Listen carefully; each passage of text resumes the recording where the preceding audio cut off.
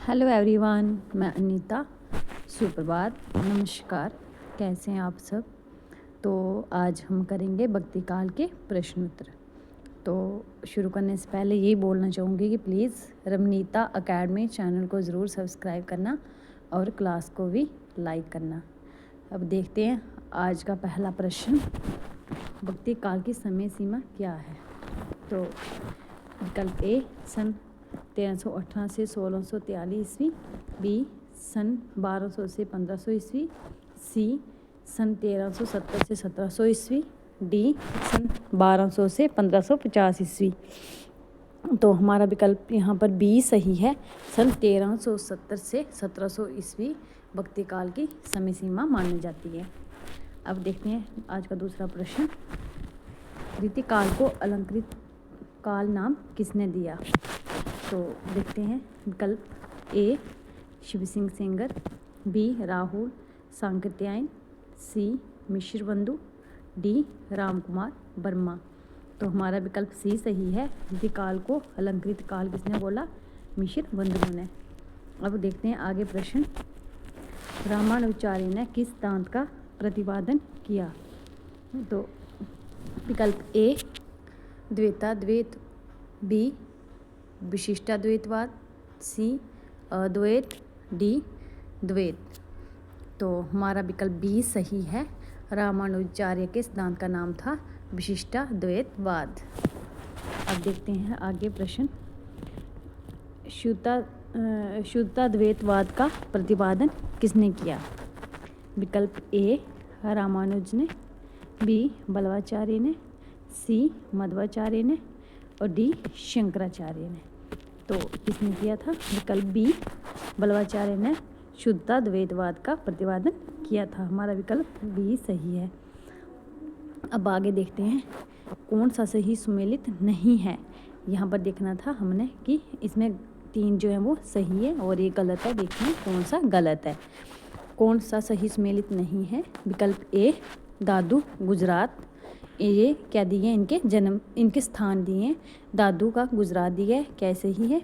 B Kabir Kashi दिया है, सी नामदेव का महाराष्ट्र दिया है, डी रैदास का बंगाल दिया है। तो ये क्या इनके ये जन्म स्थान है। तो यहाँ पर हमारा विकल्प कौन सा सही है? डी सही है। रैदास बंगाल नहीं, रैदास का स्थान भी काशी है।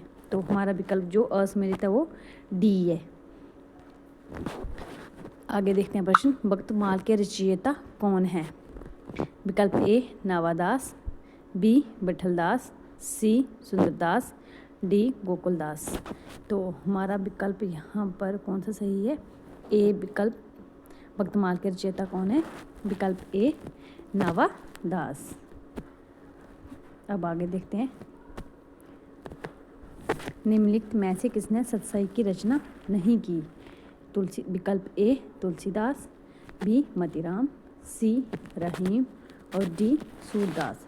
तो इनमें से जो 3 हैं इन्होंने क्या किया है? सतसई की रचना की है। एक ऐसे लेखक हैं जिन्होंने सतसई की रचना नहीं की है, वो कौन है? विकल्प डी सही है। सूरदास ने किसी भी प्रकार की कोई सतसई की रचना नहीं की। तो अब देखते हैं आगे प्रश्न, हरिदास या सही संप्रदाय के जनक थे, कौन थे? विकल्प ए स्वामी हरिदास थे, बी विष्णु स्वामी थे, सी चैंद्य स्वामी थे, डी हित हरिवंश राय थे। तो हमारा विकल्प ए सही है। हरिदास या सही संप्रदाय के जनक स्वामी हरिदास थे। कौन थे? स्वामी हरिदास। अब आगे देखते हैं कौन सा सही सुमेलित है। यहाँ पर देखना है जो गलत कौन सा है और सही कौन सा है देखना है। सही पूछा है हमें, तो हमें ये भी पता होना चाहिए कि गलत कौन सा है। इसमें भास्कराचार्य का द्वैतवाद दिया है, सिद्धांत पूछे हैं इसमें। बी क्या है? रामानुजाचार्य का अद्वैत दिया है, सी मध्वाचार्य का द्वैत दिया है, डी विज्ञान भिक्षु का वेदावेद दिया है। हमारा विकल्प सी सही है। मध्वाचार्य का द्वैतवाद है। हमारा विकल्प क्या सही है? यहाँ पर सी है, मध्वाचार्य का द्वैतवाद। आगे देखते हैं, आचार्य श्री गंगनाथ मुनि ने भक्ति धारा से संबंधित किन भक्तों की वाणी तथा उनके पदों का संचय किया? विकल्प ए सूफियों ने, बी संतों का, सी अलवार भक्तों का, डी कृष्ण भक्तों का। तो यहाँ पर हमारा विकल्प सी सही है, अलवार भक्तों का। आगे देखते हैं प्रश्न, कौन सा सही सुमेलित नहीं है। 3 जो है वो सही सुमेलित हैं, 1 जो है असुमेलित है। देखना है कौन सा है। विकल्प ए निम्बार्क का हरिव्यास देव दी है। बी सही संप्रदाय के हरिदास हैं। सी राधा वल्लभ संप्रदाय के हित हरिवंश राय दी है। डी विठल दी है मध्वाचार्य। तो यहाँ पर हमारा विकल्प डी गलत है, विठल मध्वाचार्य ये गलत है। आगे देखते हैं, पशुपत दर्शन से किसका संबंध है। विकल्प ए लकुलिश, बी मध्वाचार्य, सी शंकराचार्य, डी नागार्जुन। हमारा विकल्प ए सही है, पशुपत दर्शन से लकुलिश का संबंध है। इसका विकल्प ए लकुलिश का। आगे देखते हैं, रामचरितमानस का रचनाकाल कौन सा है। विकल्प ए संवत 1631, बी संवत 1526, विकल्प सी सन 1640, विकल्प डी सन 1540। तो यहाँ पर हमारा विकल्प ए सही है, संवत 1631 में रामचरितमानस ग्रंथ की रचना हुई थी। आगे देखते हैं प्रश्न, कबीरदास की मृत्यु कहाँ हुई। विकल्प ए काशी में हुई, बी मगहर में हुई, सी बनारस में हुई, डी इलाहाबाद में हुई। कहाँ हुई थी। विकल्प बी मगहर में। काशी तो उनका जन्म स्थान है। आगे देखते हैं, अष्टशाम में कौन सम्मिलित नहीं है। अष्टशाम में कितने थे, 8 थे। देखते हैं इसमें कौन नहीं है। विकल्प ए कुंभनदास, बी शीत स्वामी, सी केशवदास, डी नंददास। हमें 4 पूछे हैं, इसमें जो 3 है वो सम्मिलित थे और 1 जो है वो इसमें शामिल नहीं थे। वो कौन से हैं। यहाँ पर विकल्प सी सही है, केशवदास अष्टशाम में सम्मिलित नहीं थे। आगे देखते हैं, निम्नलिखित को कालक्रम अनुसार रखें। ये क्या है, तुलसीदास के ग्रंथ दिए हैं, इनको हमने देखना है पहले, उसके बाद फिर इनको कालक्रम अनुसार हमने लगाना था।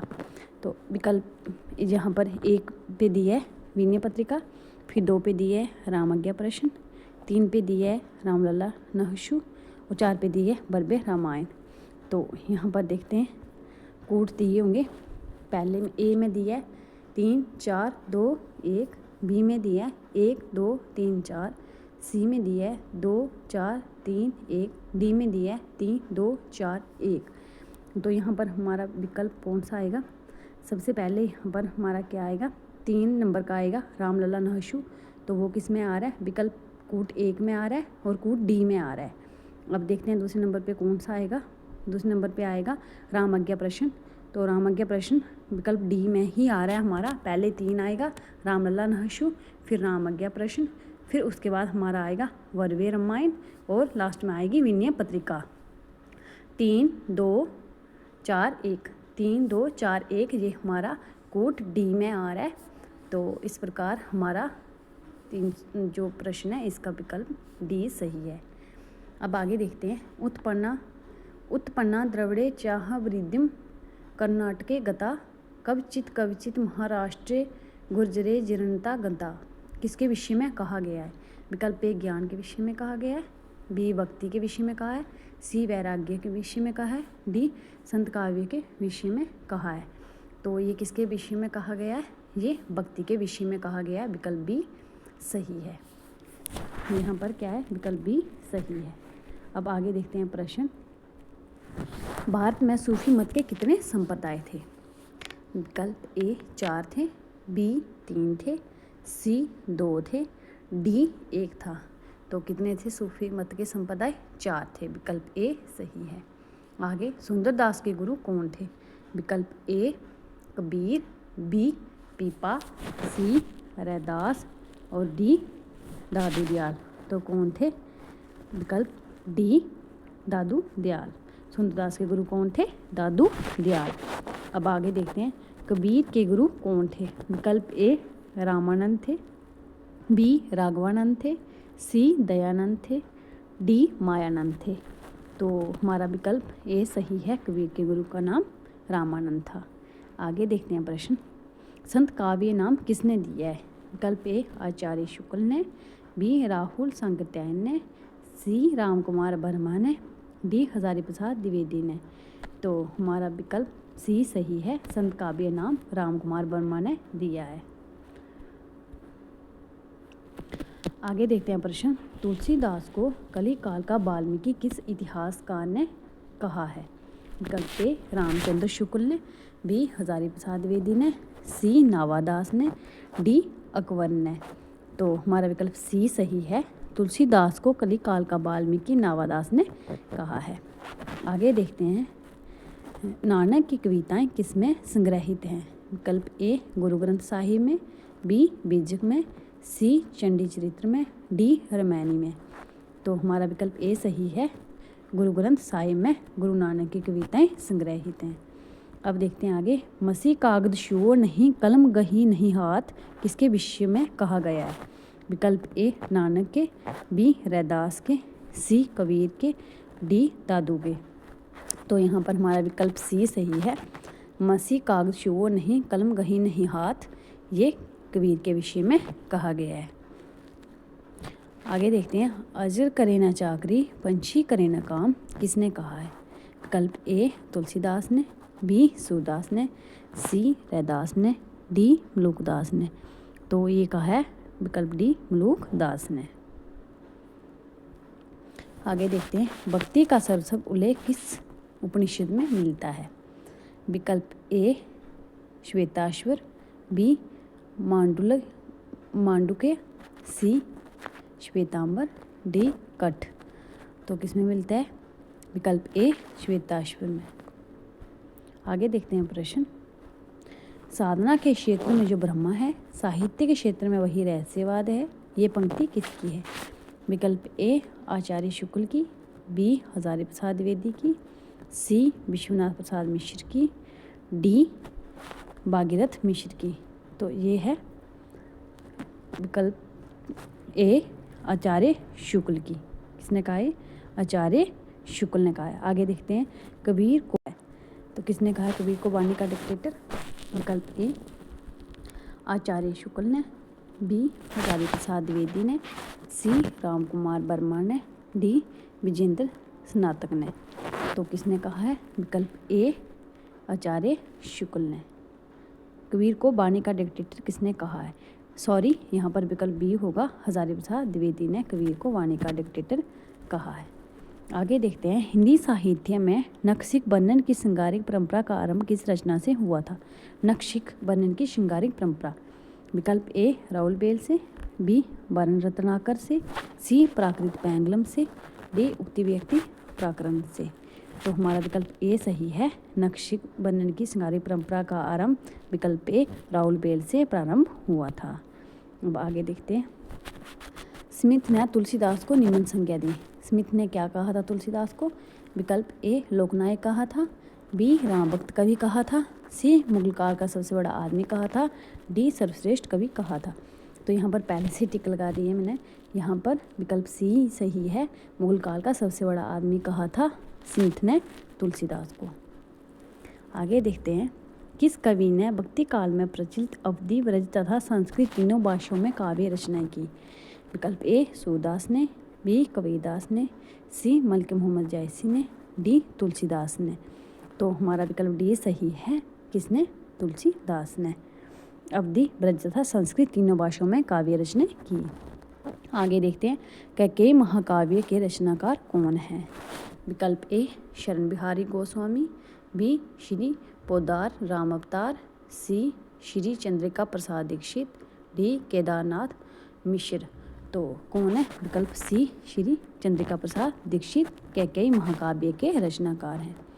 आगे देखते हैं। सूरदास ने साहित्य लहरी की रचना की। विकल्प ए नंददास को काव्य शिक्षा देने के लिए, बी दुष्टकूट पदों की रचना के लिए, सी नायिका वेद का ज्ञान देने के लिए, डी पांडित्य दर्शन के लिए। तो हमारा विकल्प बी सही है। दुष्टकूट पदों की रचना करने के लिए सूरदास ने साहित्य लहरी की रचना की।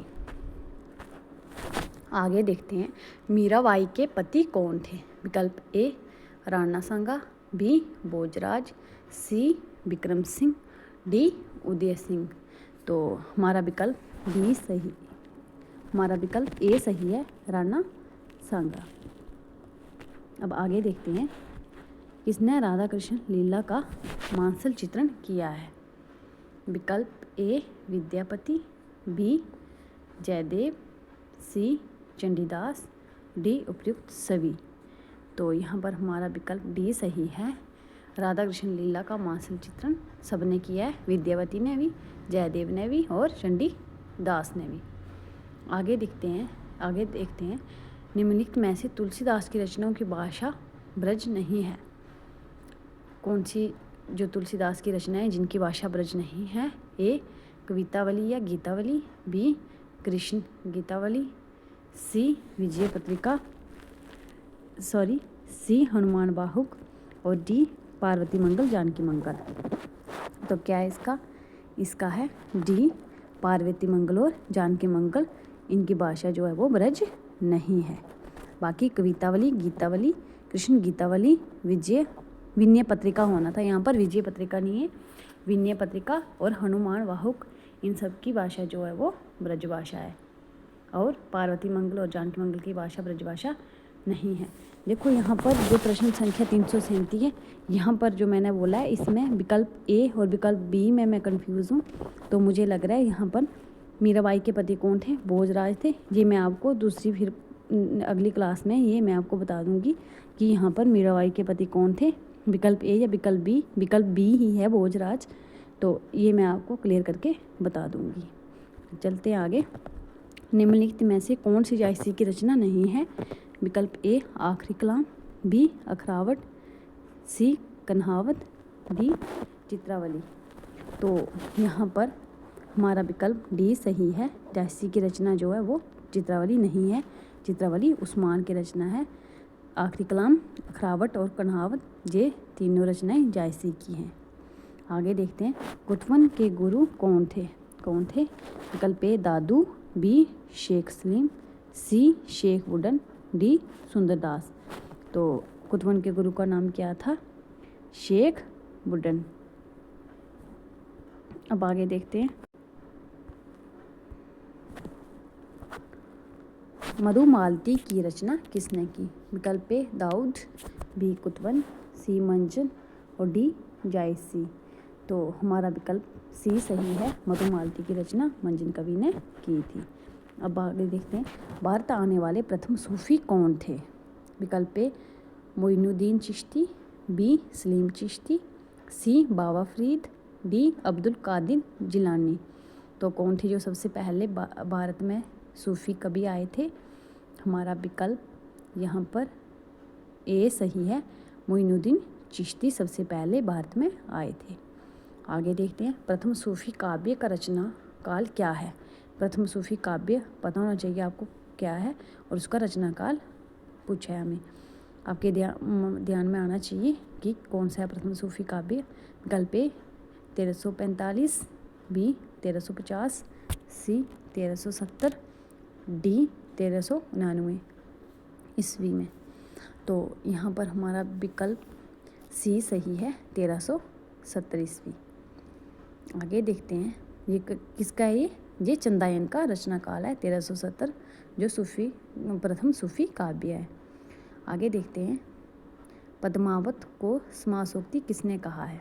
विकल्प ए गणपति चंद्रगुप्त ने, बी आचार्य शुक्ल ने, सी माता प्रसाद गुप्त ने, डी राम कुमार वर्मा ने। तो किसने कहा है? विकल्प बी सही है। आचार्य शुक्ल ने पद्मावत को समासोक्ति कहा है। आगे देखते हैं सूफी साधना की कितनी अवस्थाएं हैं? विकल्प ए 4 है, बी 3 है, सी 2 है, डी 1 है। तो हमारा विकल्प ए सही है। सूफी साधना की 4 अवस्थाएं। आगे देखते हैं सूफी कवियों ने प्रधानता किस रस का वर्णन किया है? सबसे प्रधान रस कौन सा था सूफी कवियों में? विकल्प ए वीर था, श्रृंगार था, वात्सल्य था या शांत था। तो यहाँ पर हमारा विकल्प बी सही है, श्रृंगार रस था। सूफी कवियों ने सबसे ज़्यादा श्रृंगार रस का वर्णन किया है। आगे देखते हैं पद्मावत की रचना किसके शासन काल में हुई? देखो एक एक प्रश्न कितना महत्वपूर्ण है। ये सारे पहले परीक्षाओं में आए हुए हैं, जो नहीं आए हैं वो आगे आने वाली परीक्षाओं में आएंगे, क्योंकि ये बहुत ही महत्वपूर्ण प्रश्न है। तो आप प्लीज़ रमनीता अकेडमी चैनल को ज़रूर सब्सक्राइब करें और क्लास को लाइक भी ज़रूर करें। आगे देखते हैं पद्मावत की रचना किसके शासन काल में हुई? तो ये हुई थी विकल्प ए देखते हैं शेरशाह सूरी में, बी हुमायूं के समय, सी बहादुर शाह के समय, डी हेमू के समय। तो ये हुई थी विकल्प ए शेरशाह सूरी के समय में पद्मावत की रचना हुई थी। आगे देखते हैं तन चितरमन राउर कीना हिय सिंगल बुद्धि पद्मिनी चिन्हा किसकी पंक्ति है? विकल्प ए आखिरी कलाम की, बी मृगावती की, सी पद्मावत की, डी मधुमालती की। तो ये है विकल्प सी पद्मावत की। आगे देखते हैं अपभ्रंश का प्रेमाख्यान काव्य कौन सा है? विकल्प देखते हैं ए बसंत विलास है, बी डोला मारवा दोहा है, सी संदेश राशक है, डी चंदायन है। तो कौन सा है अपभ्रंश का प्रेमाख्यान काव्य? यहाँ पर हमारा विकल्प बी सही है, डोला मारवा दोहा। पहले से इसको टिक लगा हुआ है। आगे देखते हैं चित्रावत किसकी रचना है? विकल्प ए कासिम शाह की, बी जायसी की, सी पुहकर की और डी दामोदर की। देखो चित्रावली और चित्रावत में कंफ्यूज नहीं होना है। चित्रावली उस्मान की है और चित्रावत जो है ये विकल्प बी जायसी की है, मलिक मोहम्मद जायसी की है। अब आगे देखते हैं सुदामा चरित्र के रचनाकार कौन है? विकल्प ए भट्ट केदार है, बी राघवानंद है, सी नरोत्तम स्वामी है, डी प्राणचंद चौहान है। हमारा विकल्प सी सही है, सुदामा चरित्र के रचनाकार नरोत्तम दास हैं। अब आगे देखते हैं तुलसीदास द्वारा 20 सोहर छंदों में रचित एकार्थ काव्य है। 20 सोहर छंदों में रचित एकार्थ काव्य है, वो कौन सा है? विकल्प ए रामलला नहशु, बी वैराग्य संदीपनी, सी कवितावली, डी गीतावली। तो हमारा विकल्प ए सही है, जो 20 सोहर छंदों में रचित तुलसीदास द्वारा रामलला नहशु है। अब आगे देखते हैं सिद्धनाथ साहित्य ने किसे सर्वाधिक प्रभावित किया है? विकल्प ए निर्गुण शाखा को, बी प्रेमाश्री शाखा को, सी ज्ञानाश्री शाखा को, डी उपयुक्त में से कोई नहीं। तो हमारा विकल्प सी सही है, सिद्धनाथ साहित्य ने सबसे अधिक ज्ञानाश्री शाखा को प्रभावित किया है। आगे देखते हैं रज्जब के गुरु कौन थे? विकल्प ए दादू थे, बी रैदास थे, सी सुंदरदास थे, डी कबीरदास थे। तो हमारा विकल्प ए सही है, रज्जब के गुरु कौन थे? दादू दयाल। आगे देखते हैं किसे भाषा का तानाशाह कहकर संबोधित किया जाता है? विकल्प ए मलूकदास को, बी कबीरदास को, सी नंददास को, डी सुंदरदास भाषा का डिक्टेटर। तो कौन है वो है कबीरदास, विकल्प बी। आगे देखते हैं पार्वती मंगल को अप्रमाणिक मानने वाले विद्वान थे, कौन थे? विकल्प ए शिव सिंह सेंगर थे, बी जॉर्ज ग्रेसन थे, सी मिश्रबंधु थे, डी रामचंद्र शुक्ल थे। तो हमारा विकल्प सी सही है, कौन थे वो? मिश्रबंधु थे। आगे देखते हैं संत काव्य में क्या नहीं है? विकल्प ए नारी के कामनी रूप की चिंता, बी ब्रह्मचर्यों की निंदा, सी रहस्यवाद की निंदा, डी सामाजिक अन्याय की निंदा। तो क्या नहीं है? ये है विकल्प सी रहस्यवाद की निंदा नहीं है संत काव्य में। आगे देखते हैं तुलसी की भक्ति का स्वरूप क्या था? दास्य भाव था, सख्य भाव था, वात्सल्य भाव था या मातृ भाव था? तो हमारा विकल्प ए सही होगा, दास्य भाव। और सूरदास की भक्ति सख्य भाव की थी। आगे देखते हैं पुष्टि मार्ग का जहाज किसको कहा जाता है? विकल्प ए नंददास को, बी सूरदास को, सी कुंभनदास को, डी कृष्णदास को। तो हमारा विकल्प सी सही है, पुष्टि मार्ग का जहाज सूरदास को कहा जाता है। तो आज हम जहाँ तक की रखते हैं, इससे आगे हम दूसरी क्लास में कंटिन्यू करेंगे। तब तक के लिए बाय, टेक केयर, धन्यवाद। और प्लीज़ क्लास को लाइक ज़रूर करें और चैनल को, रमनीता अकेडमी चैनल को ज़रूर सब्सक्राइब कर लें। बाय।